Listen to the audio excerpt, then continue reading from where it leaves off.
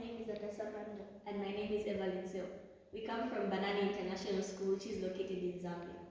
Our project is a theory called terraforming of Mars. We didn't do this project to solve a problem that we already have, but we did this project to solve a problem that may occur in the future. If global warming becomes a big problem that is impossible to solve, we might need to evacuate the planet and move to another one. This can be done by terraforming. Terraforming means to transform a planet so as to resemble Earth so that it can support human life. In 2021, an instrument that NASA created called MOXIE, which stands for Mars Oxygen In Situ Resource Utilization Experiment, landed on Mars and was proved to be a viable technology which astronauts can use to produce oxygen on Mars. There are many other ways to do this as well.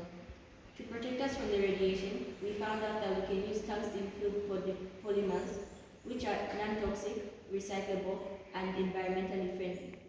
Although this project might take a very long period of time, we can always start now, so that by the time global warming becomes almost impossible to solve, we are almost ready and can start getting things ready. Thank you.